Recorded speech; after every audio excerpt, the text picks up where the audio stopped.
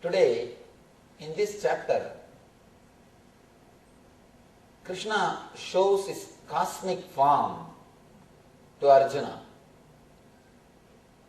gives him the experience of universal consciousness. First time, Arjuna is experiencing it. From the beginning, from first chapter, he is only hearing.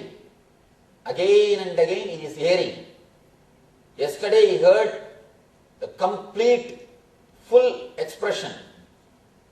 He says, Krishna declares how he is present in every level, how he is in every way.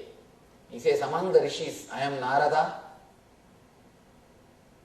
Whatever is best, I shine in that.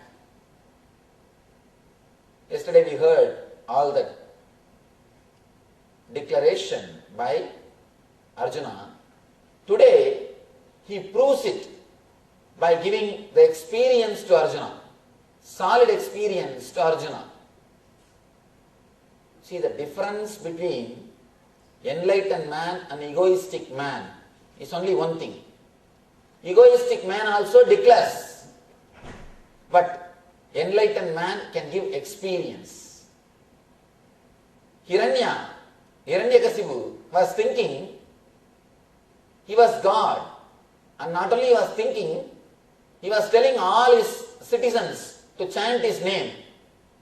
All of them are supposed to chant his name. Hiranyaya Namaha. They have to sit and repeat his name. Hiranya was also claiming he is God. Krishna also claims he is God. But what is the difference? Hiranya cannot give that experience. He will tell, either believe I am God or I will kill you. Either believe I am God or I will kill you. He can show, he can threaten people and make them believe what he says. Or he believes people believe in what he says, that's all. Hiranya also says he is God. Krishna also says he is God. But Krishna can give experience of that universal consciousness to beings. That is where an enlightened being and an egoistic being, both of them differ. How to find out whether somebody is enlightened or just egoistic? This is the scale.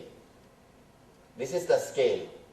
If he can give experience, if he can play with energy, then whatever comes through him, comes from him, is truth. Here, Krishna shows very clearly, he is everything.